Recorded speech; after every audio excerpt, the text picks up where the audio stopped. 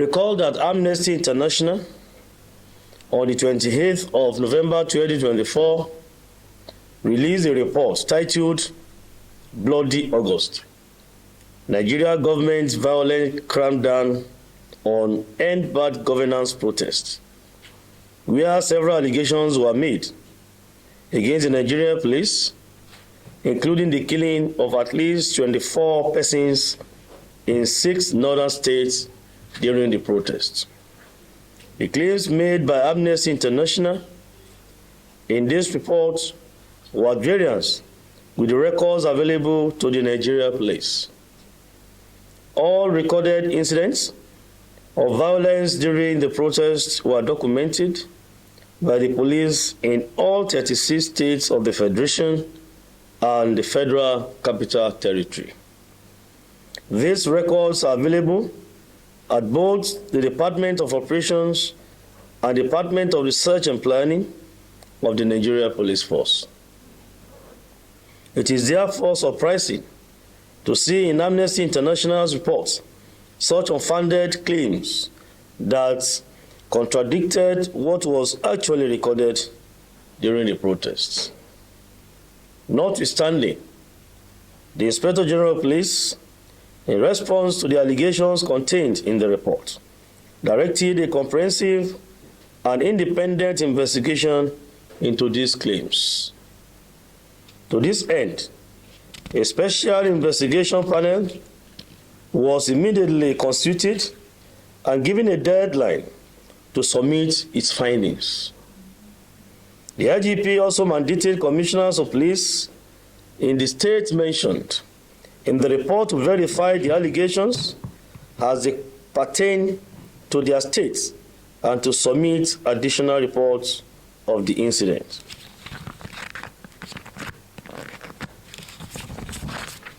Following these directives, the commissioners of police in the affected states conducted extensive inquiries in their localities and submitted their findings to the Inspector General of Police. Copies of these findings were sent to the Special Investigation Panel. Furthermore, members of the panel visited the affected states and areas mentioned in the report, compiling their findings in a comprehensive document submitted to the Inspector General of Police, IGP Kayode Egbetokun, PhD, NPM. This report forms the crux of today's briefing, where I will present a detailed investigation report addressing the wide-ranging allegations made against the police in Amnesty International's report. The verified findings, Borno State. In Borno State, it was established that the protesters were violent, engaging in widespread looting, pillaging, and wanton destruction of public and private property. For example, the Skill Acquisition Center of the United Nations High Commission for Refugees was looted and vandalized. The warehouse of the World Food Programme, located on Baga Maimalari Barracks Road, Maiduguri, was also looted, with several items belonging to the international organization destroyed and stolen by some of the protesters. Of particular interest is the reported death of 3 fuel attendants at AA Kime filling station, that is Nasiru Mustafa, 26 years, Amadou Garba Mayena, 24 years, and Momodi Hassan. Amnesty International claimed on pages 22 and 25 of its report that these 3 individuals died when a hand grenade was thrown into the filling station by a convoy of police vehicles. These allegations are not only false and misleading, but are also a clear attempt to incite the general public against the police and tarnish the image of the Nigeria Police Force in the eyes of the international community. For the record, the Nigeria Police does not possess or utilize explosive hand grenades in its operations. Explosive hand grenades have never been purchased issued or utilized by the Nigeria Police Force since its establishment as a law enforcement agency. How and where Amnesty International obtained such information can only be speculated upon by mischievous minds. To set the record straight, the trial of Nasiru Mustafa, Ahmadu Garba, Maina, and Momodu Hassan, all staff of KENNETH and Sons filling station, were killed by an improvised explosive device, IED, fabricated with a safety-free mechanism and planted at the filling station on Baga Road, Maiduguri, not at Bolori Junction, as Amnesty International claimed. Furthermore, these three young men were not protesting when they met their untimely deaths. In fact, they did not participate in the protests and were believed to have been killed for choosing to ignore the protests and continue with their lawful business. It should also be noted that the police, Nigeria police, based on credible intelligence, had warned ahead of the protests of terror elements planning to infiltrate the demonstrations. The protests in Borno on 1st of August 2024 witnessed 3 IED explosions planted by unknown persons at the following locations: Deribe Junction along Bulunkutu Abuja Road in Maiduguri, KENNETH and Sons filling station along Baga Road, Maiduguri, and a residential area within Maiduguri metropolis. The police bomb disposal unit responded to these explosions, recovered evidence of the improvised explosive devices, and facilitated the evacuation of casualties to the hospital. For example, at Deribe Junction, the explosion left 3 adult males severely injured. That is, Guri Mohammed, 24 years, Isa Husseini, 20, and Ahmed Abdullah Yusuf, 24 years. At the third location, one Modu Jallo, 35 years, was injured in a residential house in the Maduganari area.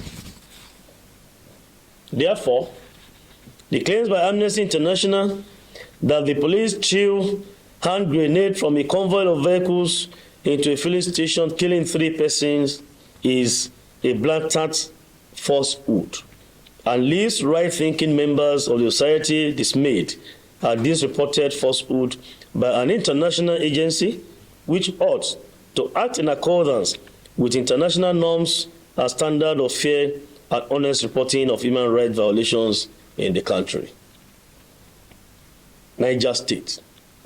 Amnesty International alleged that 3 persons, Yahaya Isa, 32 years, Mohammed Bukau, 38, and Musa Muhammadu, were shot and killed in Suleja, Niger State. This claim has been found to be false. Reputable sources in Suleja and Tafa areas confirmed that nobody was killed by the police in Niger State on 1st August 2024. It is instructive to note that Amnesty International's claim was based solely on an unverified and disputed report published in Premium Times on 18th August 2024, titled "How Police Killed Injured Protesters During EndBadGovernance Protests in Niger State." For an international agency to publish a report based on unverified local tabloid information is unethical. If Amnesty International's motives were genuine, it would have verified this information from local authorities before publication. Katsina State. In Katsina State, Amnesty International alleged that one Shafiu Mukhtar of Filin Sanyi Kofa, Sauri, Katsina, age 21, was shot dead by the police on 5th August 2024. This report has been fact-checked and found to be false. Reliable sources confirmed to the verification team that there was no report of any killing in the community on that day. There are also no records in police stations or hospital of such an incident. Kaduna State. Amnesty International's report claimed that on 1st October 2024, the police in Kaduna State killed one Abubakar Adamu Abdullahi, a 24-year-old tailor, by shooting him in the chest. However, from verified records, there was no protest in Kaduna on that date, nor was there any killing recorded.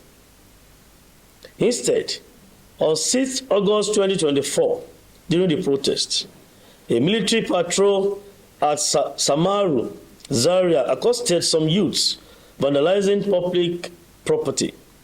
In the process of firing a warning shot, one Ismail Muhammad was accidentally hit by a bullet and died on the way to the hospital. The Nigerian Army immediately took responsibility for this incident, conducting an open investigation, arresting the soldier responsible, and visiting the family of the deceased. Amnesty International's report on this incident is a misrepresentation. In Jigawa State. In Jigawa State, Amnesty International stated in its report that 2 female citizens were shot and killed by the police at Adeja and Duse. The report on pages 20 and 21 identified those killed as Alima Abdullahi, female, aged 28 years, allegedly killed at Adeja; Sadia Sabiu, female, aged 20 years, allegedly killed at Adeja, while Rabiu Saliu, male, aged or stated, was said to have been killed in Duse. This report has also been found to be inaccurate and totally misleading. There is no evidence of killing at Adeja as confirmed by relevant authorities of the Adeja Emirate Council, especially as the report stated that he died the next day. One wonders how a victim of gunshot to the head would manage to survive for that long. It must be noted that even when the protesters in Jigawa became violent and riotous, the police restrained itself and avoided the use of firearms against the protesters. Kano State. In Kano, Amnesty International alleged that the police shot and killed 12 persons from 1st to 3rd August 2024, while unconfirmed records suggested that 12 persons comprising of 11 males and 1 female died from various degrees of injuries. None was attributed to police action. The unverified report suggested that some of the protesters who died were killed by the owners of the property they were looting and pillaging, and others were killed by assailants who took undue advantage of the crisis and riot across the city to perpetrate heinous crimes. However, from verified records in Kano State Police Command, there were no documented evidence or records of loss of lives reported to the police by relatives of these deceased. It is important to note that some of the protesters arrested in Kano had in their possession AK-47 rifles, which were recovered and properly documented by the police in Kano. A protester found in possession of firearms was identified as Mahe Ahmed Muhammad. He was arrested with rifle number 9130 and 1494, along with 59 other suspects who had invaded the premises of Kano State High Court at the Audu Bako Secretariat and stolen several government property. Other allegations. The Nigerian Police Force categorically denies the allegations of excessive use of force as claimed by Amnesty International, as these claims are false, misleading, and an unfair misrepresentation of the actions and conduct of our officers. The Nigerian Police Force operates under the highest professional standards and remains fully committed to upholding human rights and the rule of law. The constitutional right of citizens to peaceful assembly and freedom of expression, it is equally charged with the responsibility of maintaining law and order. During the EndBadGovernance Protests, police officers were deployed to safeguard protesters, protect lives and property, and prevent disruptions caused by infiltrators seeking to hijack the demonstrations. Contrary to Amnesty International's claims, there is no credible evidence to support allegations of killings or excessive use of force by the police. Reports of officers firing live rounds at protesters or targeting unarmed civilians are baseless and were not corroborated by independent investigations. Evidence available to the Nigerian Police Force indicates that certain elements infiltrated the protests with the intention of inciting violence, destroying public property, and endangering public safety. The police responded with minimum force without the use of firearms to disperse such disruptive elements in accordance with legal guidelines. Detentions and prosecutions were conducted with legal frameworks, and allegations of arbitrary arrests, maltreatment, or denial of legal access are unsubstantiated. The report released by Amnesty International on the EndBadGovernance Protests in Nigeria is inaccurate and misleading. All international organizations that are independent of political and economic interests are required by ethical and international best practices to demonstrate objectivity, fairness, and balance in their reportage. Unfortunately, these qualities were missing in the Amnesty International's report.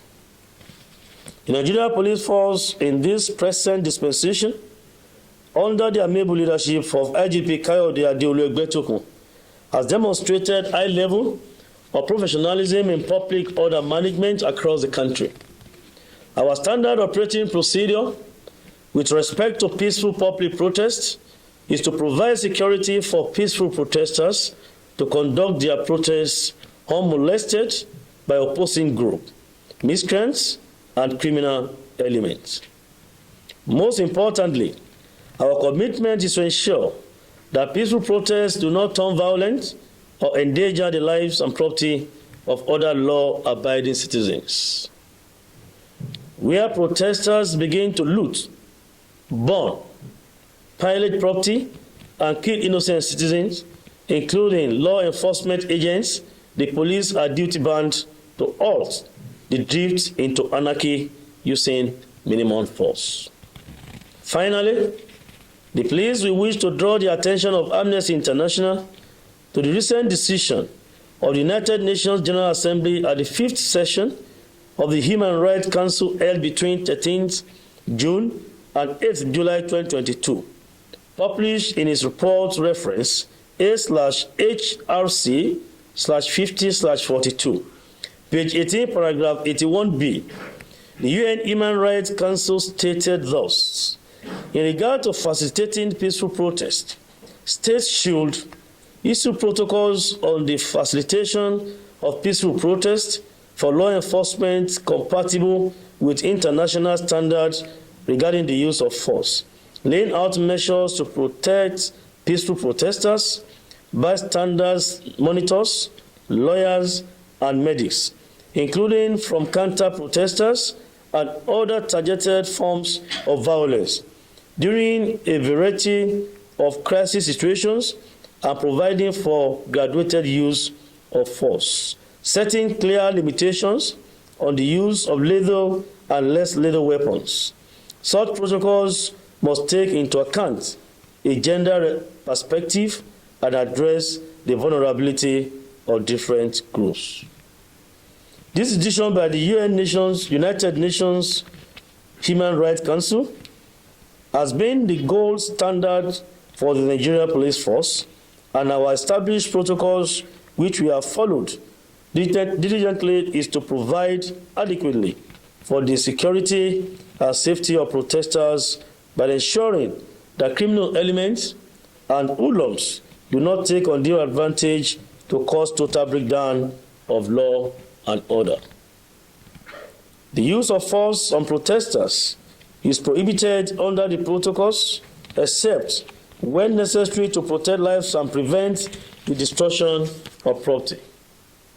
This was the protocol adopted during the EndBadGovernance Protests in Nigeria, as police commands across the nation were specifically directed to protect lives and property of citizens during the protest.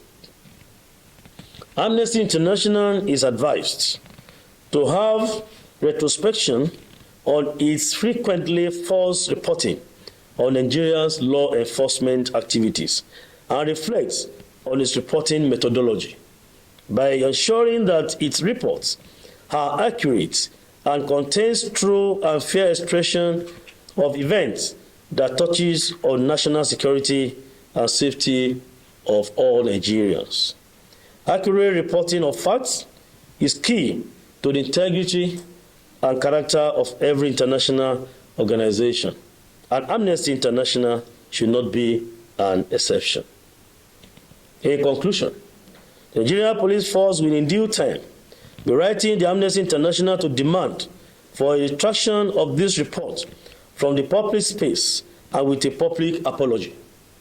The Nigerian police force remains resolute in protecting the rights of all citizens while ensuring the security and stability of the nation. We therefore urge the public to be wary of sensational reports designed to incite mistrust and weaken confidence in law enforcement institutions. Thank you, gentlemen of the press, and God bless you.